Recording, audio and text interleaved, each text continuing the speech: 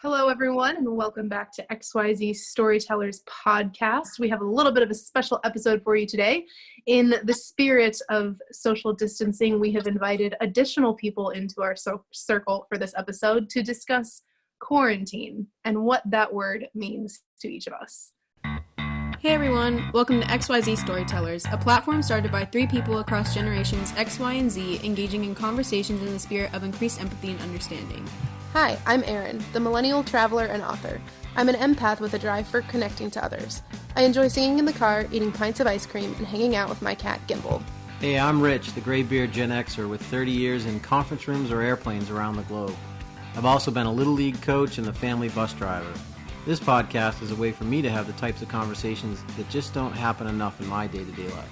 And me, I'm Lily. I've always been very opinionated, and I speak passionately about things no matter who I might be with at the time. I'm here to share my thoughts and get the perspectives of two other generations so I can grow and expand my understanding of the world around me. With XYZ Storytellers, our conversations aren't meant to be political, social, or even related to current events. We are just recording authentic conversations on a variety of topics, hoping they will resonate in some small way. Thanks for listening.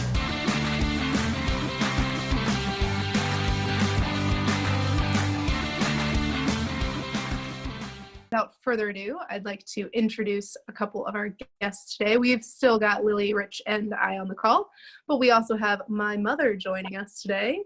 Carolyn, would you like to introduce yourself? Yes, thank you, Erin.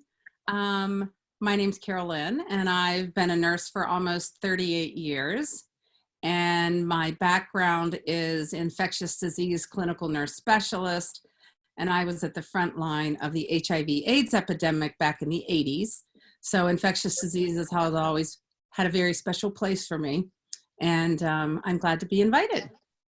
And she is in the boomer generation, in case anyone was wondering. We have added a layer of generational hierarchy here. And just barely, though. Just barely. You could be an honorary Gen X. That's right. Honorary Gen X. Spirit. And I've also done citywide and our school district-wide disaster and pandemic planning in my past as well. Great. And we have Rich's son, Matt, here as well. Matt, would you like to introduce yourself? Yeah, sure. So my name is Matt. I live up in Boston. And I'm a software developer in downtown Boston, and I work at a healthcare company that does telenursing. And in case you're wondering, this is Socks.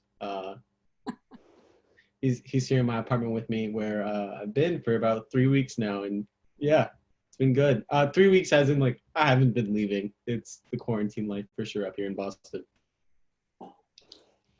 Great. Well, I know for me, the quarantine is it's happened in stages. I know for me, getting off the road for work, I traveled a lot for work. And then I know the client that we worked at was in Montgomery County, Pennsylvania, and everyone was wondering if they were going to close at the business's decision. And then the governor made the decision for them by quarantining the county that the company is in. So we've been working remote. 95% of my company is working remote. And, it's been interesting to see how things get done county by county here in Texas. Some counties are more stringent than others. I think up until a week ago, the county just north of us still had people going to restaurants while the counties all around were locked down and restaurants were closed. So it's pretty interesting to see the patchwork of responses. But I think for me, as a bit of an introvert, which I know seems counterintuitive based on the fact that I'm always talking, being a bit of an introvert, I think it hasn't been that tough to be at home. And I've got the luxury of having a few other people here with me that normally are so busy the house is empty. So I think for me, quarantine is, it's a pretty easy way to help out by just, kind of sitting and staying out of the way, and trying to be supportive of friends and family that are actually doing things in hospital or in public service. So I don't know. Erin, what's it like for you in your place?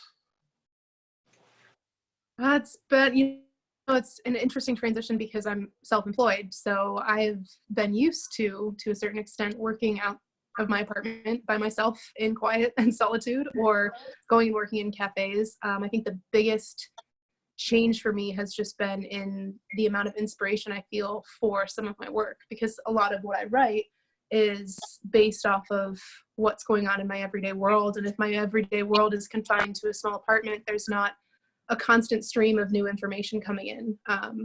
It's a little bit harder to create that for myself. So, you know, and being home 24/7 with my partner, my cat just tried to jump up on the chair and fell off. So for those just listening, that was my cat. You know, it's been an interesting dynamic shift. You know, relationships do change with things like this. Not to say that it's changing for the worse, but you get to know each other a lot quicker than if you're kind of coming in and out and passing by and doing normal adult things versus, well, what do you want to watch today? So just in general, I think the daily schedule has changed. It's been a little bit harder to maintain normalcy to an extent. And my inspiration is starting to come from different places that I wouldn't have expected before this. So I think as far as social distancing, it's fairly easy because I'm used to being isolated in some sense of the way, but not being able to just go out and, you know, enjoy a dinner out or grab a drink with a friend is certainly odd, but not difficult. Lily, how about you, Lily? I mean, I know that shutting down school seemed like a great idea. Spring break was a bit of a bust. Yeah, we basically had 2 weeks of spring break, but we couldn't do anything. So it was just like 2 weeks of staying at home. And I think the hardest part is just trying to find things to do. Like I'll just walk around the house for like 5 minutes just trying to find things to do, and I can't. I don't know why, but I guess I never realized before how much I do. Like I go to school, I go to work, I hang out with my friends, I get food, I come home, and then I just do it all over again. But now I'm trapped in the house. So I just do school, go downstairs, talk to my family. It's a lot different, I think. Does it feel different knowing that it hasn't really hit here in suburbia outside of Dallas like it has in other cities? Yeah, like I guess it really hasn't hit me like that we're at risk too, because it mainly is in Dallas and we're like 45 minutes away. So I understand why we need a social distance, and I understand the quarantine, like the risk of it, and that's why I'm doing it, but it still hasn't fully like registered, I guess. Right. I think I can have a unique perspective. I'm not entirely sure where you guys are located, but I'm in the middle of the third largest concentration of COVID cases in the United States, behind New York and Seattle. And 5-6 weeks ago, I was noticing stuff going on. And it wasn't like huge case numbers, but a coworker of mine, she flew to Korea, and the day after, they closed all of their land borders in Korea, and land and air borders. Only people going home could leave.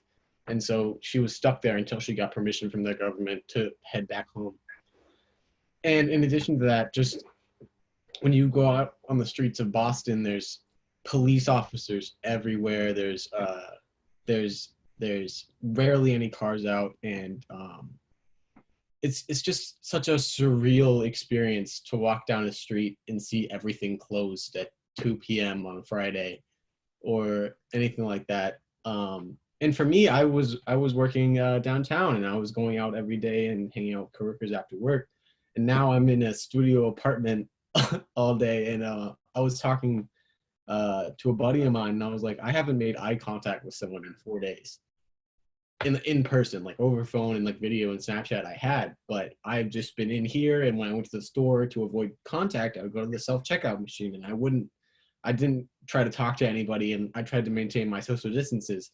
But it's such a weird dynamic to just have that realization and be like, I really haven't seen somebody and had a proper conversation with them face to face for like 4 days. It's really surreal. Mm-hmm. Carolyn, how do you think this whole thing compares from a comparison to the experience with HIV and the anxiety and the urgency of it all? There's some similarities, but yet grave distances between the two. No comparisons kind of thing. With HIV, we pretty much was able to figure out within a short period of time transmission. And because it was something that was at the time primarily sexually transmitted, of course, that left people going this many different directions, and immediate stereotypes, immediate at-risk populations. And there was definitely fear and hysteria, but because of the stereotyping, it was all different. We had people, some of my patients lived in the hospital because long-term care facilities wouldn't take them. Home care agencies wouldn't care for them. And so we had to do a lot of education in this country. And still, unfortunately, the stereotypes followed with it. There were political, politics were awful. They just poo-pooed the whole thing and figured out, well, it's an at-risk population. They deserve to die because of who they are and what they did, which was totally inhumane and incorrect. My first patient was a female. My second patient was a father of 4, hemophiliac. So we knew at OSU right off the bat, this was different. Where San Francisco, New York was more the gay-related disorder, we had a different picture. And so there were different kinds of political and emotional and practical battles going on. And survival then was within 6 months of contracting HIV disease. That was your life expectancy. Where COVID, being transmitted so differently and people succumb to it within a couple weeks because it's so highly contagious, it's more easily transmitted. It's 2 totally different bugs. And so how do you feel when you see things and I know the topic was quarantine, but a big part of quarantine is to keep ourselves safe and to prevent the spread, but it's hard to not think about the healthcare workers that are out there and not having proper equipment. Right. That's what kind of, I embraced this disease when it came around, and myself and another clinical nurse specialist, we put together trainings, infectious disease trainings and precautions. And we were training our medical staff, interns, medical students, nursing students, anybody and everybody on what we knew at the time and using that personal protective equipment. But those people that were educated tended to calm down a little bit, but it was the people that were most difficult to educate was the general community and hospital workers that didn't have all the knowledge they needed, like our food service staff. They would leave trays on the floor outside the hospital room. They wouldn't even go into a patient's room. So, but as a former healthcare worker, I guess maybe I'll ask it a little differently. I mean, what do you think about the fact that there's people in hospitals that are, nurses and doctors that are dying because they can't even get an N95 mask? I mean, how unforgivable is the situation we have now? It's purely criminal. I can't sleep at night because we have actually statistics just came out today in the state of Ohio. We just topped 2,100 cases in Ohio, but our governor and director of health has been a dynamic dual. They shut us down weeks ago. So we've been staying at home. Schools were closed 2.5 weeks ago, and then restaurants, bars, and everything else closed shortly afterwards. So we've really done this stay at home to flatten that curve and spread out, delay people contracting this through social distancing, et cetera. But today they just released that 400 or 20% of all of our cases in Ohio are among healthcare providers. That's criminal, and I blame our country leaders because they had heads up with this and they poo-pooed it as a Democratic hoax. And being an infectious disease specialist, no, that's not okay. And the fact that we have state leaders that are not listening to science. We have state leaders that are listening to religious individuals where God will take care of us. No, this is a virus. It doesn't care who you are. You get exposed, you get it. And so that's really, it's awful to see healthcare providers putting their own lives at risk because they don't have enough equipment. And that equipment exists in this country. They just have to release it and distribute it.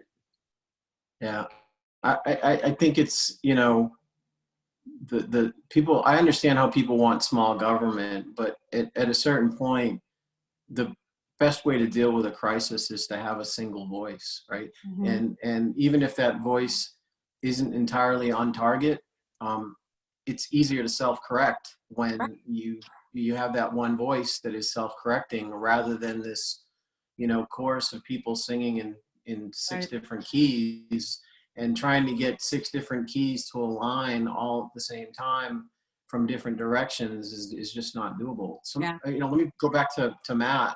Matt, you literally live, I think, a quarter of a mile from a hospital, one of the larger hospitals in Boston. Less than that, yeah. Yeah. What do you think? Do you see any evidence or do you hear anything in Boston about testing? Because the big thing now is let's test people to get a real sense of who's still carrying this virus, because to the extent that you can be asymptomatic, you could be sitting in your house one day and be fine, and the next day you're sick, you don't know it. Things could quiet down, the curve could flatten, but who knows if you're just not, now people are going to walk out asymptomatic and it's going to flare up again. So have you seen anything in Boston about testing? Yeah, so not really in relation to my close proximity of a hospital, but with the fact that I work with a healthcare company, all of our clients are hospitals. And so we work with 4 or 5 hospitals. And they all sent out emails explaining like the process of there's something in healthcare called an adverse event, and it was similar to the training of that. It's like, how would you report these symptoms? How would you go about getting diagnosed? And I remember there's a specific threshold of a fever you need to have. It was something very arbitrary, like 102.7 or 103 point something.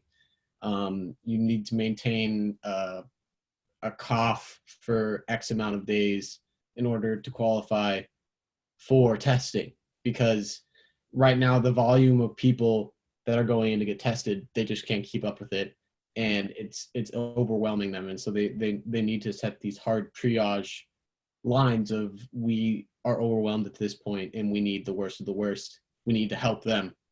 And whenever you get there, but we can't do it right now. Yeah. I mean, I think I see. They really aren't. I mean, the governor of Maryland called out Trump when Trump said there's plenty of testing, and the Maryland governor, GOP guy, called him out and said that's just wrong. That's just flat wrong. And what's crazy to me is people take a single data point, or they either take no information or a lack of information or evidence, physical evidence in front of their faces, and they just listen to conspiracy. They listen to whatever channel they were listening to before, they're listening to still. And then if they see a data point of 1 that proves their point, then they just dig in even deeper. I saw something on TikTok. This guy's, he's got Trump 2020 in his hashtag, and he says, here I am driving by the hospital that's in my town, and you look out front and there's a tent set up and there's barriers to have people serpentine through, and it says coronavirus testing, right? But there were no people there. And he took that And instead of saying, well, looks like we're prepared for when they want to start testing here, someone's being proactive and setting up a location where testing can occur. Instead of seeing that as being a proactive step, they took that and made that evidence that this whole thing is a hoax. Oh that, my God. that they said, look, everyone's telling you how chaotic it is in Boston, or how chaotic and tragic it is in New York. But look at this here. There's nothing here. So this has got to be overblown by the media. Right. And I also read, and I hope it shakes him a little bit, but Trump saw the hospital that's in his hometown neighborhood the other day, I think Sunday night. He saw a video of that hospital and the emergency room overwhelmed, and people had videotaped some of the refrigerator trucks that were out the back door of the hospital that they were putting bodies in. And he saw firsthand, he's like, it looked to him when they first saw the video that these trucks were backed up and they were bringing in supplies. And he said, no, what it was these trucks were backed up and they were taking out bodies. Yeah. And, maybe the fact that he saw it in his hometown, I don't know if there was ever a slice of humanity in that man's, brain or soul or distant memory, but maybe if it connected with him back at that level. But right now we need that single voice. And, quarantine, to get back a little bit, I thought I would have been more anxiety ridden with this whole thing. I do feel that there's a sense of calm that I have and a sense of normalcy because I'm still on work calls. And Matt, you mentioned you're still working, and Aaron, you're trying to still do some things to make a living as best you can remotely. That just adds to the surrealness of the experience. Is anybody dealing with any kind of, mental health and I don't want to get into sensitive areas with anybody, but I mean, is anybody feeling more anxious or less anxious than they thought they should be? Or how's everybody, if we were to do a quick check-in, how do you feel now, Aaron, about things? Well, I mean, most of my reference for am I okay is coming from within myself. But there is also a lot of feedback that you get from going out and about and interacting with people. There's that human aspect that we all need, that drive for connection exists within introvert and extroverts on every level of the spectrum. So, I mean, we need some kind of human interaction, and it does at times feel even worse to be quarantined and on social media, because social media is not an accurate representation of human connection. So it is fantastic that we are so easily connected to one another via technology, but unless it's something like this where it's live, it's real people behind you, you can't really put on a filter, you can't hide what's going on in the rest of the world around you. I mean, I think these conversations are more valuable than posting or looking at other people's posts on social media. I've loved seeing the TikToks of the retirement communities. That's like the one thing that I can do that I know that's going to make me happier, bring me a little bit of joy. But otherwise, people cope with hardship in different ways. And I don't think that, even though we seem very connected on social media, it's not reality. And I think we all need to remind ourselves that sometimes, because that can often separate us more than it can bring us together. But in general, I mean, I feel a lot better this week than I did probably 2 weeks ago, when there was just so much uncertainty. I felt like people weren't taking it seriously. I still have concerns that people aren't taking it as seriously. But I know that I'm doing what I can for myself and what I can control, and that's the best that I can do at the given time. Right. Lily, how about a check-in with you? How are you doing? I don't know. It's kind of weird. I'm more calm than I thought I would be. For some reason, it was like, okay. I walked into work like for the last time, like 3 weeks ago, and everyone's talking and they're like, oh my gosh, Trump declared a national emergency. And I was like, I don't know what that is. Like, I don't even know what a national emergency is. Like, I definitely like thought it was serious, and I'm not taking it not seriously. I just feel like I should be more nervous and anxiety ridden, but I'm not. Like, I'm just taking it day by day, and I'm just waking up, doing my schoolwork, watching TV. Like, I feel like I should be doing something more, but I can't. Yeah, I get it. I mean, it's a bit surreal. And I can tell you, as someone older that's been, I was in college during the HIV, start of the HIV epidemic. And to your point, when you heard what caused it, well, first thing you did was, okay, you got socially safe pretty quick until you knew what was going on. But then also too, there was fear around, the toilet seat in the public restroom, or the handle on the doorknob, or, you didn't know, right? So there was a time, from an anxiety and uncertainty perspective, when HIV rivaled coronavirus in the form of not knowing transmission and how at risk am I just by living. But just maybe it helps the folks that are younger, and Carolyn, maybe you can, Carol Lynn, I know that I'm supposed to, it's my Bostonian, well, it's the Bostonian in me, I talk so fast. I know it's Carol Lynn, but there's 2 L's in there, right? So, but anyway, this is unlike anything that anybody that's alive has ever experienced anywhere. Absolutely. There's never been in the history of humankind an event like this. So as a 17-year-old and as a 24-year-old and a 20-year-old, I don't know that it's particularly comforting to hear that. But maybe it is, in the sense of, we're all in this together. Right. And you can be a support to people older than you as much as you can be a support to people younger than you. Mm-hmm. It's just, this is a human issue. Mm-hmm. And so Carolyn, I don't know if you wanted to comment about that line of thinking or anything around there. Yeah, going back to the whole concept of quarantine, the closest thing I think that we would have had to this is the H1N1, but it wasn't nearly as fatal, but yeah, it was a little scary.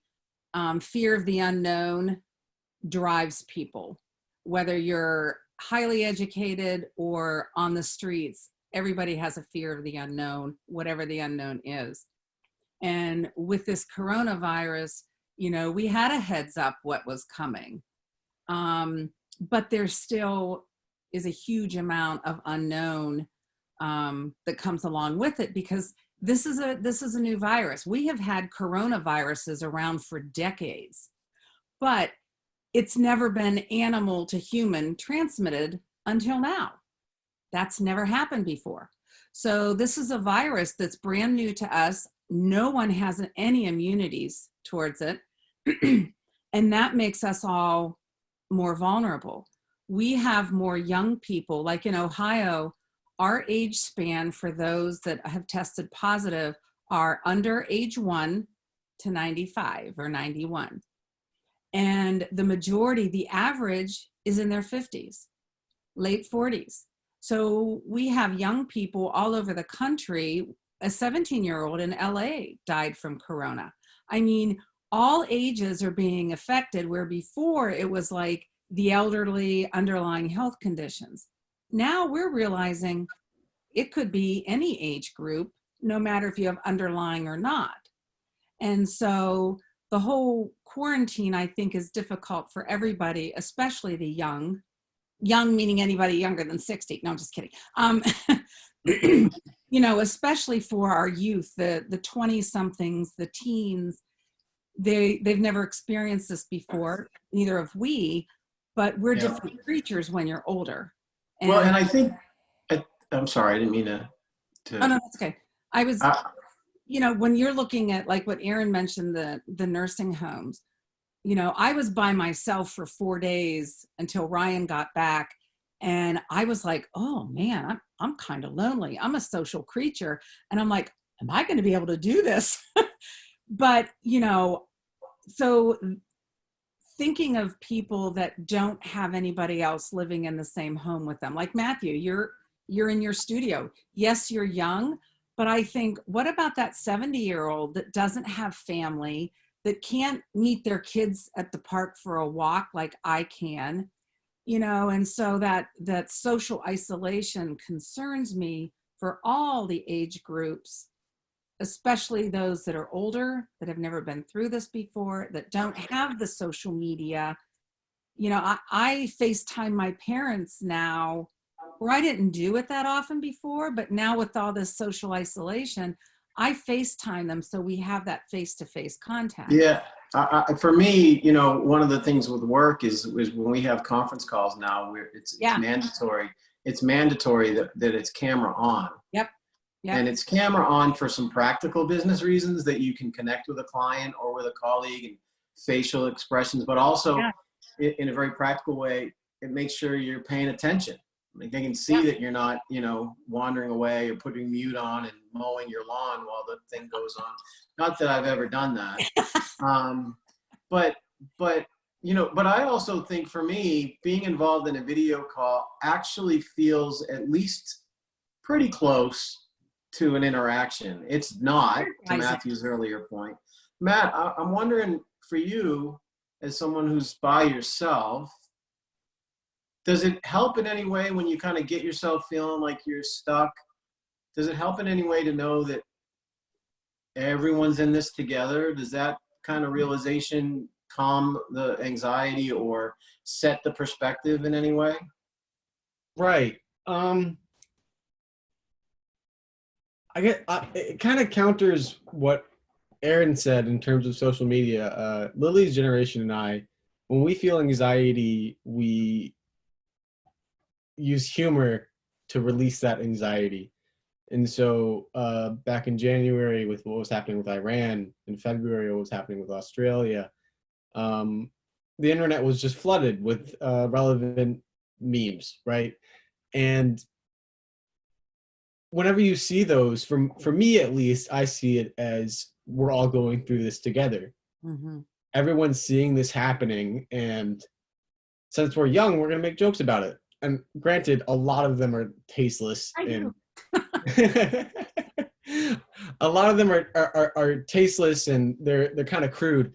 But there's some of them that's just like, yeah, you need to make humor out of this situation, or else you're going to go crazy. Absolutely. And being young and in the situation for the first time, you would be making this banter with friends at school, but now there is no school.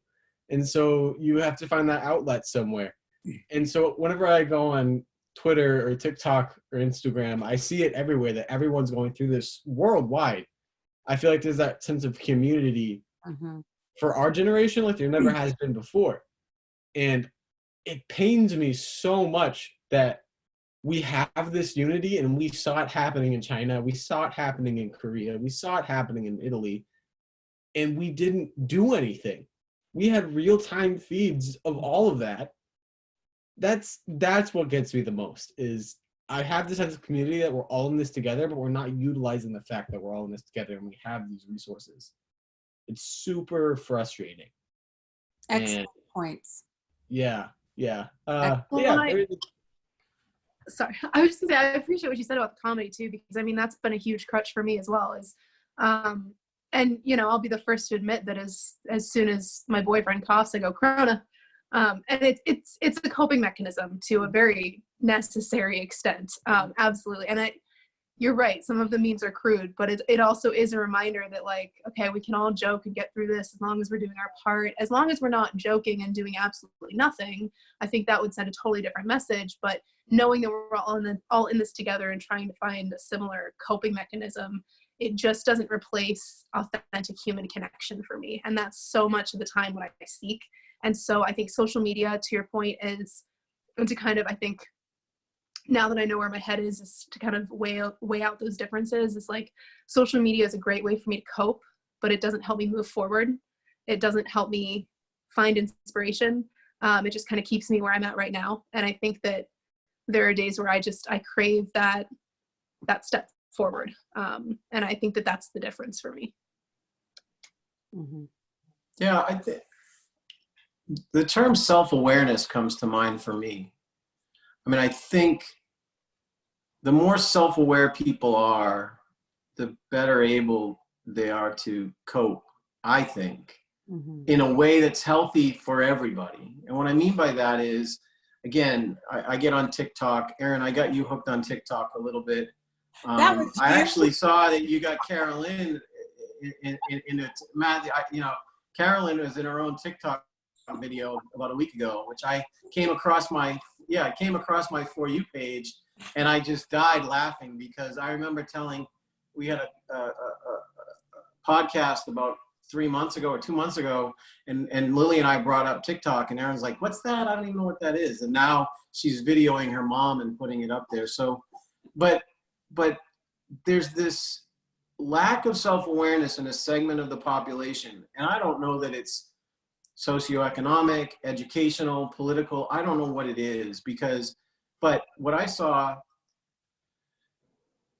the gentleman was posting a video of his job site where he worked for a company that installed fences, and it was a video of him in this yard of looked like a farm or something, and they were guys putting a fence in, and he says, "Hey, if you're an essential worker and you're working today, instead of having the day off and getting your Corona vacation, hit up the like on this video." And I've gotten much better, Matthew, you'll laugh. I've gotten much better at not responding to things that just hit me right in the gut. Mhm. But that hit me in a way because I said, well, first off, what makes putting in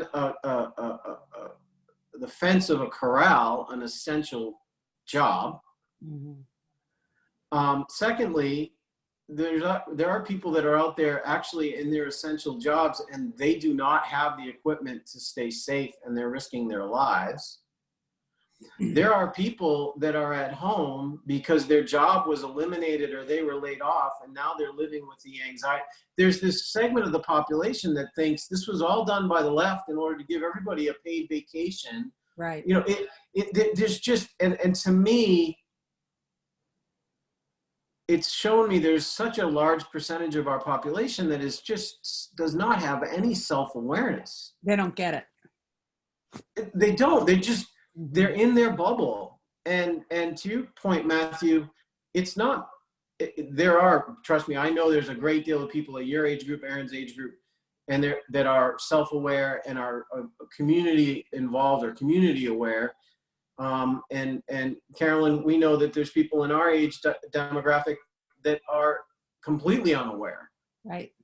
You know, and so I'll throw something else out about quarantine for me and see what anybody responds. I think there's a lot of people out there that about a week ago had their aha moment when they realized, wait a minute, quarantine isn't about just me getting sick. I'm healthy, I won't die. Quarantine is about, I don't want to be an unknowing vector. Right. Exactly. Yeah. And that's when I saw it turn. The guy that they interviewed at spring break, and he goes, coronavirus, you're gonna party. Right. And he got home and he saw that his grandmother or his aunt or somebody got sick from it. Yep. And people clued him in and made him self-aware. And then he was the most contrite individual in the world when he realized, wait a minute, this is not about me. Exactly. This is about us. So, you know, and I went through my own point where it was like not just about me protecting myself on the plane. It was also about me being careful that when I touch things in public at the grocery store, I'm very particular. I don't touch anything unless I know I'm going to take it. Right.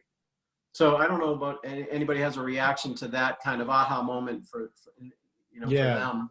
So I don't think it's for me. I've known it was serious as soon as WHO was like, this is a global pandemic. And I was like, cool, I'm going to take this completely seriously. And even before that, when there was the lower level below pandemic, whatever that was, I was like, this Outbreak. Outbreak, right.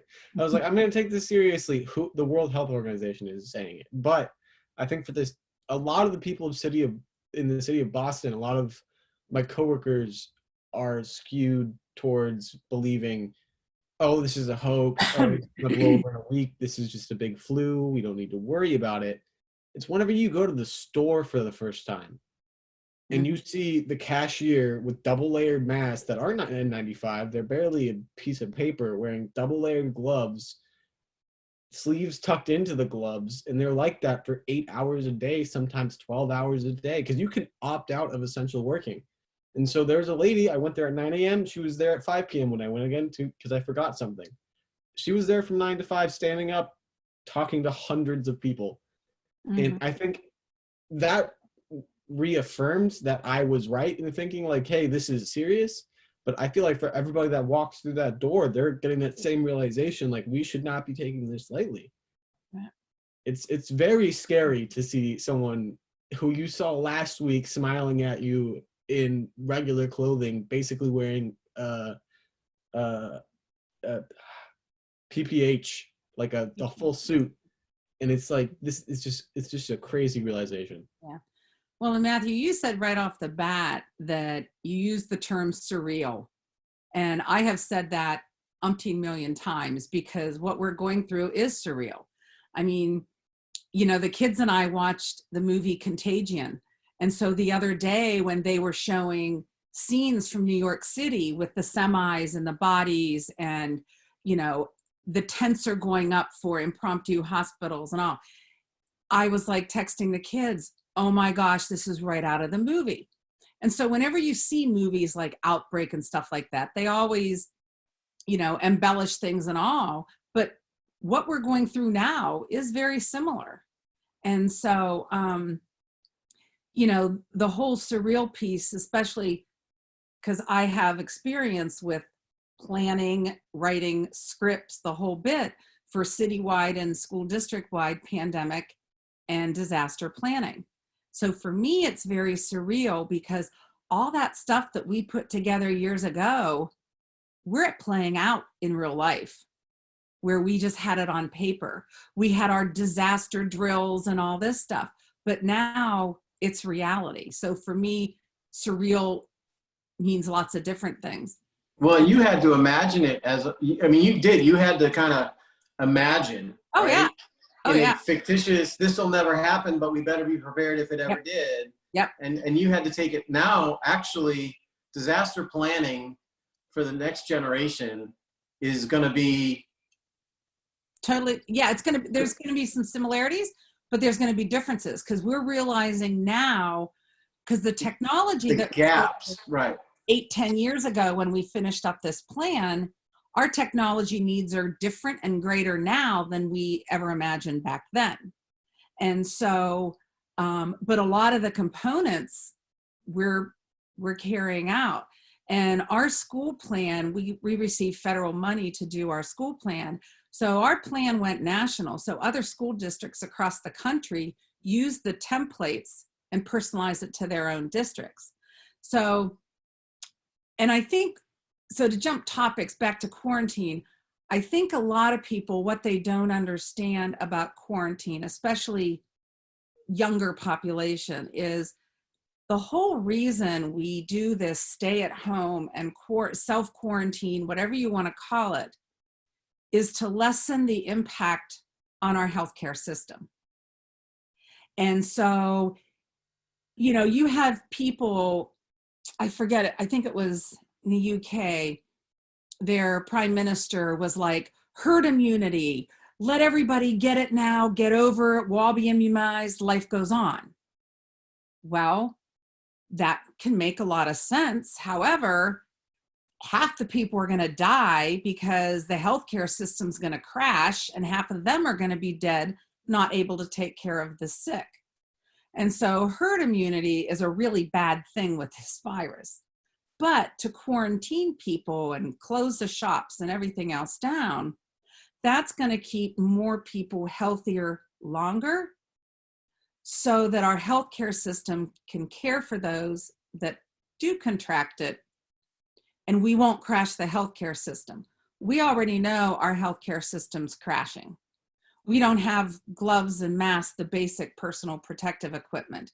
We have healthcare workers already. There's been umpteen doctors and nurses that have already died from corona. So think of what our healthcare system would be like when we don't have ventilators. GM I mean, Ford company, they're going to be manufacturing little mock-up ventilators because we don't have enough. So if we didn't have this stay-at-home quarantine thing, where would we be? Yeah, and I think to your point, we absolutely are overwhelming our healthcare system. Mm-hmm. And what it shows is that the profit motivation that's been driven into the healthcare system since the 80s when they first started with HMOs. And you know, Aaron and Matt and Lily may not appreciate it, but Carolyn, I know you probably can. The whole idea of SNFs and acute care and all these different layers where things have been deconstructed to a point where the doctor does the visit, then somebody provides the equipment, someone else provides the medicine, someone else distributes the medicine, someone else monitors. There's so many layers, and every layer gets a little bit of profit. Right. But because every layer is so, there's the idea you can see in China, and Matthew, I think this is where we missed it, and why we needed to take it more seriously than what we saw in China.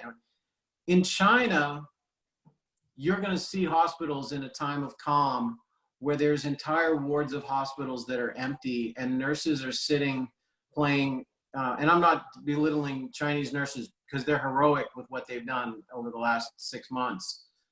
But in China, in that system, you're more likely to see a nurse's station on a quiet night where people are sitting there clicking, playing solitaire on the computer because nothing's happening, but they're there just in case. Mm-hmm.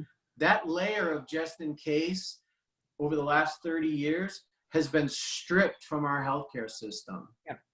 So now you have a situation where even in the average days, our nurses were overworked and they were overassigned patients. Oh, absolutely. And back 40 years ago, 38 years Yep. ago, we were stretched then. And my, you know, I got an interesting email today just to talk about something, how it infuses its way into every part of your life. I got an email. I do coaching, and I'm a certified, it's called Blue Core Coach. I'm a certified coach at IBM, so I can coach people. It's not like I'm their manager, but if they want to talk to someone about career or any kind of coaching, I'm certified and have gone through the IBM program. And they just sent out a blast email to all the certified coaches and said, IBM is getting reached out to because there are, I'm going to get emotional, and I didn't even realize I was going to get emotional. There are healthcare workers that are asking and in need of people to talk to. Yeah. And therapists are stretched thin. Right. And so now it's kind of like the equivalent of calling out the National Guard, right? Mm-hmm. Is there someone who's trained to listen and ask open-ended questions and work to help someone work their agenda and not to put an agenda on them, to be non-judgmental and understand the importance of confidentiality? So I thought it was pretty crazy that, you know, in the next week, I could be, you know, coaching people who are on the front lines and are just needing a break at the end of a shift. But that's how lean and how stretched our healthcare system is already. Yeah. And, you know, that's, you know, back with HIV and all that stuff, you know, as healthcare workers and providers, Matthew, you said it, you know, laughter. Humor is everything, you know, and I always have said laughter is the best medicine. Keep your good sense of humor. That's the only thing that keeps healthcare providers sane, is you got to crack a joke. You paint a face on the outside of a mask to make somebody smile, because what you see and what you do and what you have to go through to keep people alive, nobody else can relate to because they've never done it before. You know, the pain of having somebody die in your arms. I mean, you just have to be so strong to support your patient and their grieving family. And then later you cry the whole way driving home. And so, yeah, I'm glad you can be there, Rich, because I can't fathom what my colleagues are going through because I've never gone through it. Yeah, and part of- you could come home at the end of the shift. You could come home at the end of the shift and be with your family. yeah. And These people can't come home. They come home from a shift and they sleep in the garage. exactly. And, you know, I have a sense of quarantine guilt because I'm not on that front line. You know, I'm in a high risk group now. And so, you know, so part of me is aching for my colleagues because I'm not there with them. You know, I can support another way and, you know, I'm still working, but it's different when you can't do what you were trained to do. And there's a lot of different levels of emotional pain that's being experienced by everybody. And, you know, Lily, I was going to ask you, you know, in Ohio, we had pretty much Cleveland and Columbus with the big numbers. And now our little counties, we have 88 counties. And I know Texas is like huge, but we still have some counties without any cases. So since you guys are like 45 minutes from the epicenter in Texas, how are like your friends taking all this? It's definitely, I think at this point it's just, oh, my bad. I think at this point everyone's just taking it how their parents are taking it, because we're all minors and we all live with our parents mostly. And now that school's canceled, I think the fact that school is canceled and we're now doing it online, and today it just got extended to May 4th, and it was April 3rd. And so we were the same. So I think people are just now starting to take it seriously, because I'll go on my Instagram and my Snapchat and I still see people hanging out with their friends, you know, going out, getting ice cream, like doing the normal stuff you would do on spring break. And now, like just last night or today, everyone's posting about quarantine and social distancing. And I think it's just the fact that the governor of Texas had to say something and extend school to May 4th. I think that's finally what it's taking for people to realize that this is not going to go away if you just ignore it. Like, you have to stay home, do your part, wash your hands, social distance, FaceTime your friends. And I think it's finally getting to people, which is a little sad, because I've been doing it for like 3 weeks. I agree. I'll say though, for us, Lily, here at home, it was a gradual thing. And what I mean by that is, well, first you just tried to be careful around, you know, I didn't want to be on a plane. Right. Yeah. Then it was, you know, I remember Friday the 13th, every Friday night we would go to the Mexican restaurant that April and Lily work at. And we decided, you know, and Friday the 13th was the last day that we went. And even there it was slower. Was it the 13th? Yeah, it was the 13th. It was slower and things were starting, because we were definitely not near the epicenter, and it was still a little bit of a concept. But I still felt like maybe we shouldn't have been here. Maybe this was like one day too long. One Friday too far. And then Lily has 2 very good friends who have smaller families. I think one family has 4 people and one family has 3. And Lily was spending time sleeping over at one friend's house or another, or back at our place with them. And I would check in and I would say, now, are her parents quarantined? Yeah, they're just staying at home. And then, so we created this kind of like, there was this notion of buddy families. Like, if you knew they were quarantined and their only contact was you. Right. And you know, then that was okay. And then when the president or the governor made it, I think it was Denton County, said, stay at home order, blanket stay at home, restaurants are closed.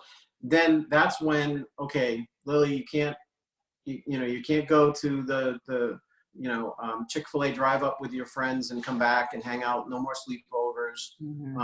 You know, I wasn't going to go grocery shopping every day. I was going to go once a week, 2 at the most. To your point, Matt, sometimes you forget. And so it became a gradual thing for us, where now April is in another town because she lost her job and is working somewhere else. she was going to come up this past Sunday, and I said, no, you're officially in your own bubble. You stay there. And Rebecca, who was coming off of spring break, had taken some time off from work, and thank God they canceled the South by Southwest in Austin. And then the backup plan was to go and hang out in New Orleans, and they shut down a lot of stuff in New Orleans. And so thankfully she didn't end up going there. But now she goes to Target for work, where she stocks the shelves in the personal care area, where a lot of the hand sanitizers and so that's where the people go. Well, now when they made the announcement, she leaves her shoes outside. She's changing in the laundry room, putting on a robe and showering as soon as she gets home, and her clothes go in. I mean, we are getting it, right? But it was a gradual progression. Yeah, I know. First week, I went and got groceries, obviously the hand sanitizer. I made sure all the kids, they had sanitizers for their cars so that when they come from the grocery store, they can get in the car and and everybody had the stuff they needed. But this week, I actually took it to the next level, and I wiped everything down I bought with sanitizing wipes and took it to that next level too, because it's more surreal this week than it was last week and the week before. And I want to bring up a comment that I heard, and first to credit our Ohio governor. He has done an outstanding job at responding to all of this new information. He's been a critical leader in all of this for our state. So but there was something that they said and Dr. Amy, yes. Dr. Amy Action has a fan club. But something that actually I think Dr. Amy said on one of the news briefings yesterday, the day before, really bothered me. And it was that we should treat and perceive everyone as though they are infected. Mm-hmm. And it took me a little bit to understand why that was so bothersome to me. But I think ultimately, if I walk around, or I have to go to the grocery store, or I'm out, taking a walk in the park, and I look at everyone and think, you could be infected. Mm-hmm. That mentality is going to stick with us for decades or generations after this is over.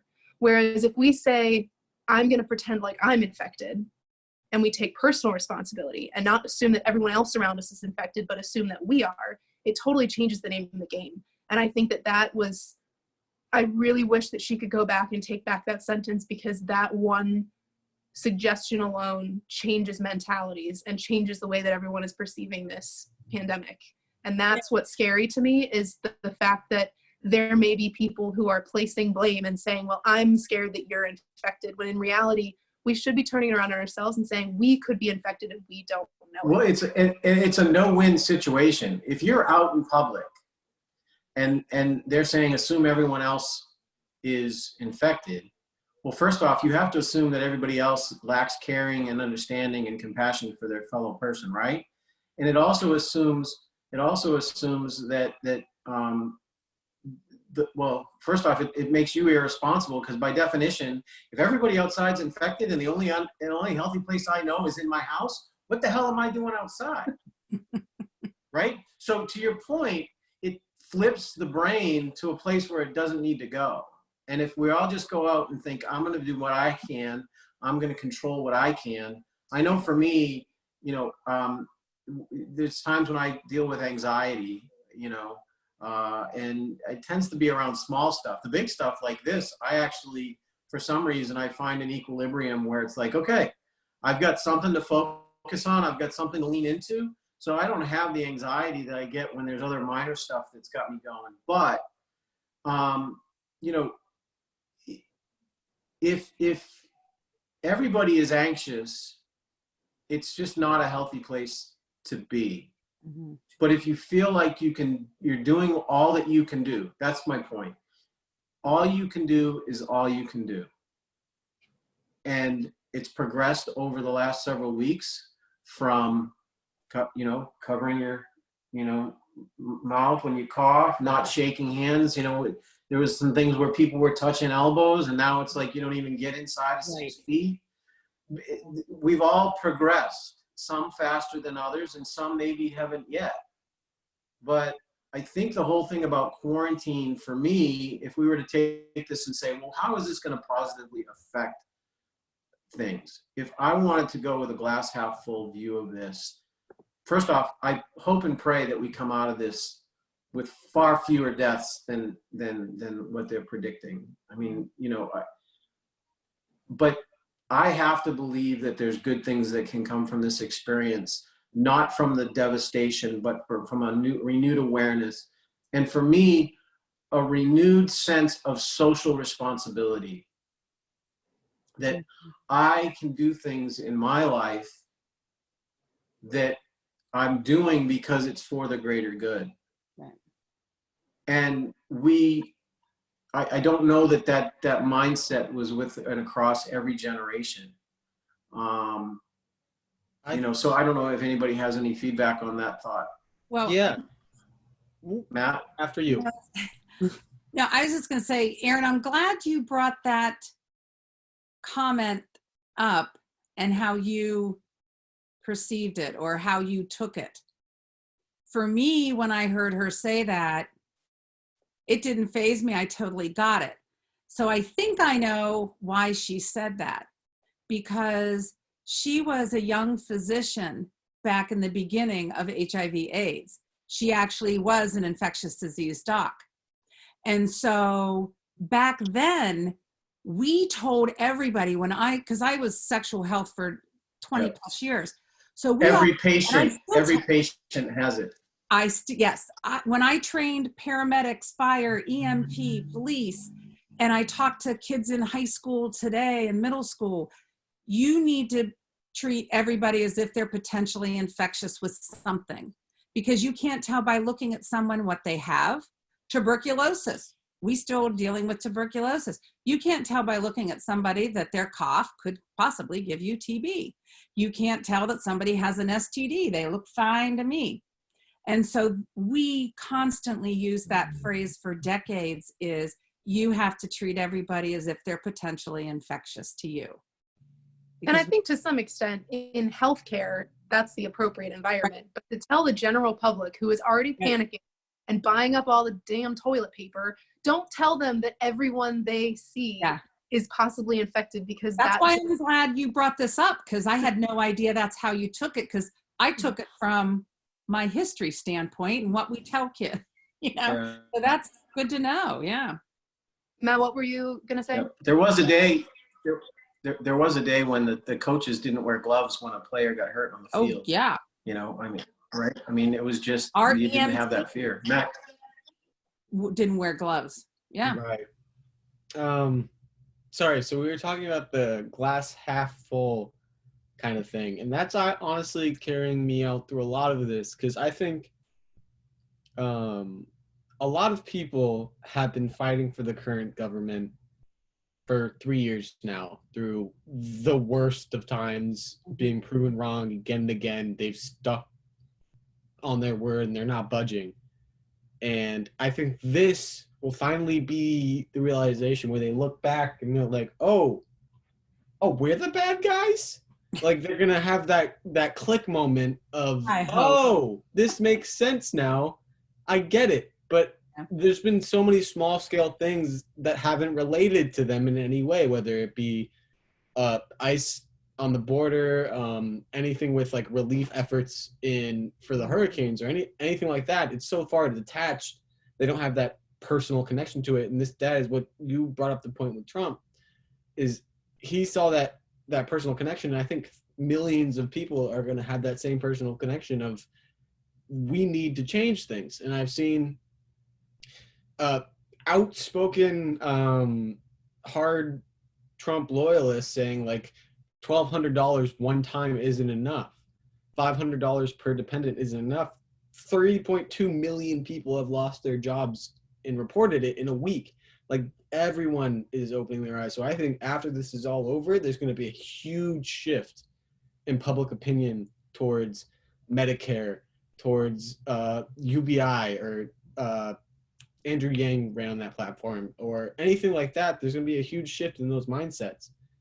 And it's going to change the way we think about things, with perpetuating lies on social media as well. People are going to become more conscious of that, because this is the first time because whenever you perpetuate a lie, on social media, you're hiding behind the screen, and it's always on the other side where it affects. Right now, you could spread a lie that could spread all the way back around and hit you in the back because someone took your advice and got you sick. Mm-hmm. And so there's going to be a whole shift in mindsets that I'm super excited for. And I hope, because, you know, the politicians have disbanded public health and NIH, and the funding that was cut from CDC. When this whole epidemic or pandemic started in this country, CDC was down 700 positions at the onset of this because politically they were defunded. And so I'm hoping that people see where the values are and the whole human perspective of this, not just looking at politics. So good point. Well, yeah, and I think leadership is coming from different places now. Yeah. I think people are starting. I've felt this for a long time. There was a time when our politicians were the country's leaders. I think that's just not the case anymore. I think the political system is broken to a point where it doesn't encourage the best and the brightest or the most powerful leaders to get into it. It rewards mediocrity of people who are willing to bend their views to get a vote. And then once you get in the club, man, you got access to everything, and it's just become so inherently corrupt. But without getting too political, Matthew, I hope it does go the way you think it will. There is a chunk of the population whose belief system is so black and white, and it's all built like a house of cards, that they'll still staunchly defend, and are still today staunchly defending, because if you disprove one card in that house of cards, it starts to crumble and their entire value system implodes. And so don't underestimate the power of someone trying to protect a worldview that they've held for 20, 30 years, and a desire to be right, because if they're wrong, they are wrong. And so I do think, though, the whole conversation of a living wage, the whole conversation of respect anybody that works an 8-hour day deserves respect. The person picking up the trash while this is all going on, the person who's ringing out my groceries, person who's handing me the takeout or making my takeout, they are putting themselves out there. Yes, they are making a living and they need to do that, and they're blessed to have a job, right? I get that. But there's a lot of people who could just not do that. Yeah, just like 6 months ago. Yeah, just 6 months ago, there was this has been a continuous debate for a decade of unskilled workers, minimum wage, all of that. And now essential workers aren't only the nurses on the front lines, but it's also the auto repair mechanic or the grocery store clerk that restocks your shelf so you can get the toilet paper you need, or the semi drivers that are doing quadruple overtime right now to keep up with demands of making keeping the shelves stocked because people have overbought. I think excited is the wrong word. I'm hopeful. I'm hopeful. That's the right word.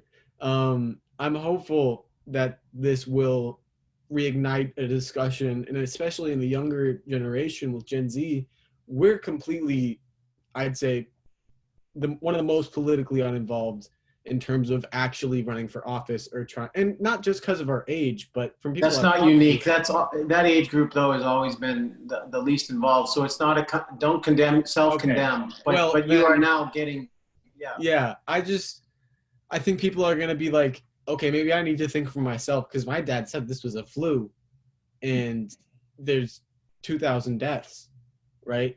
And so I'm hopeful that this will help my generation specifically and millennials too, to reevaluate how they're thinking about things and not just to follow trends on social media or follow the herd pack brain that the echo chamber. You made a comment, Matt, about the essential worker and where the value is, and something struck me. You know, there's a part of us that gets frustrated with the government today and their lack of leadership. And there are pockets of leaders. You mentioned your governor. There are leaders who are stepping up. But also, some of the neatest things I've seen online are individuals that are innovating as a way to deal with problems that the government is not stepping up. Yes. The fashion houses in New York that are sewing masks because they can't get them in. The people that are showing videos of how to make one of those face shields, and to a point where it's like, I'm almost inclined, I wouldn't know where to go, but if I could get that plastic, I could go and I can cut those oval shapes and I can put some of those shields together and drop them off at the local hospital. The idea that we can be self-sufficient and solve our own problems, and that our leaders that have failed in many ways, I think that actually will shift, because we come from multiple generations where FDR got us out of the Depression, right? Kennedy and Eisenhower and Reagan, those were strong leaders. And when the threat was external and foreign powers, a centralized figure, leader, was the strength that we had to look to, and everybody got in line for the most part. There was still politics. Now, you know what? If the politicians aren't bright enough to step on this, with all the connectivity, with all the real-time awareness of they're not doing it, we got to do it. I think the connectedness of our society today has allowed us to realize we're not sheep. Right. And that's not a criticism of prior generations. Prior generations didn't find out till tomorrow's news came out on the local newspaper or on one of 3 stations. And so the media was even more filtered and condensed and genericized, right? And there were things that reporters wouldn't write during Kennedy's time. They wouldn't write. They go, we'll leave that off the record. We'll tell them what they really need to know. So I think there's a level of, you know what? Politicians are not going to be held in high esteem at the end of this. They're going to serve as, they're going to be societal functionaries, right? You have a job to do. Go do it. That does speak to the fact that you said it perfectly, the connectivity. We have this connection to each other as a society that is unprecedented from years, decades before. I mean, we can rally with each other in a way that we might not have seen the opportunity for had this not happened. So despite all of the tragedy and the hardship that this is causing, I am with you in being hopeful that this sets a new tone. And, as we kind of finish up our thoughts here, I want to end on a positive note, and in hoping that people will hear this and perceive this as an opportunity to take personal responsibility and truly recognize the power that we have in our own ability to change the situation and to offer some sense of control, but also to offer an appreciation to the people who are out there on the front lines, whether it's in grocery stores or in hospitals or in politics, to help protect us. We ordered food the other night and the guy handed it to me and he, was trying to keep a distance. And I have never had so much gratitude for a delivery driver before. And I think that alone will change our perception of quote unquote unskilled workers drastically. But in the last few minutes that we have left, I've been itching to know, what is everyone's favorite quarantine activity?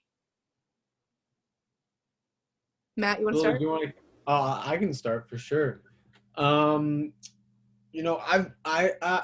during the quarantine, my ADD has kicked up a bit, and it's really hard to focus with the global pandemic going on. And so I've picked up doodling a lot, just a lot of drawing, and not anymore or any less social media. That's still a constant presence, but doodling, writing in a journal a lot is something that I've been doing. Before we went on full lockdown, I was painting and stuff, and that was nice. And yeah, it's weird whenever you're locked in a room, you discover that, hey, maybe getting some hobbies outside of going out to eat is probably a good idea. So I've been trying to find those avenues. But yeah. Lily, what about you? You know, I have a few activities that I like to do, but I think it's kind of weird ever since this whole thing started, like school's been out and I've just been at home. The weather has been so nice outside. And it's it's like March, like the beginning of April, and it's like 80 degrees outside, no clouds, completely sunny. And I just started tanning recently. So I think that's my favorite thing to do. Lily, how about your wannabe tattoo artist stuff? Oh, that's not like a real thing. But you've been elaborate. I don't know. I just color. It's like so a fun thing to do. We have this color, the adult coloring thing, the big things with the small, and you can go and create all these different things. So that all the markers are around, and Lily would sit there and she'll just draw on her arm or on her leg, and she's drawn on her mother's leg, and she did a couple that looked like professional tattoos, and she's far more artistic than I ever imagined. So much so that I might actually have her draw that wall hanging picture on my arm just for the heck of it, because that's the level of quality that she's been doing. For me, it's been board games, knowing that my kids weren't looking at the door wondering when they could leave. I think, well, and everybody, to your point, Matthew, everybody at the table was there and fully present, playing Scrabble or playing, whatever game we were playing. And that's been enjoyable, is that when we are together, or even if we're just sitting watching a movie, and it is the only thing to do, the flip way of looking at it for me is that we're all fully present in that moment, which isn't, often in the busy world that we all have. So for me, it's been board games. I have just done some deep cleaning and rearranged and redecorated, I think, constantly. So that's something that I told myself that if I had the time, I would do it. And apparently deep cleaning the carpets is now what I do at 1 o'clock in the morning. Sorry, neighbors. What about you, Carolyn? I haven't had as much downtime as I'd like, but definitely unpacking from my move last year. I'm still exploring some boxes and stuff, but I'm with you, Rich. The kids and I get together and play games. Aaron and Josh will come over. We kind of stick within ourselves. And so playing the games in the evening, cards, whatever, and then we all get together and walk and stuff and jog. And I've treasured that a lot. And so I'll pick up some hobbies here in the next week or two, I'm sure, with my photo books and stuff. But right now I've enjoyed the kids, and that's what it's about. Well, thank you everyone for joining us on a special episode of XYZ Storytellers. Please give our guests a little bit of applause. Thank you so much, Matt and Carolyn, for joining us. We appreciate your insight. Be sure to like, comment, and subscribe, and share with your friends. We are talking about important things across generations because we believe that all perceptions should be heard at the same table. Thank you so much for tuning in, and we will see you next week. Bye. Thanks, guys. Bye.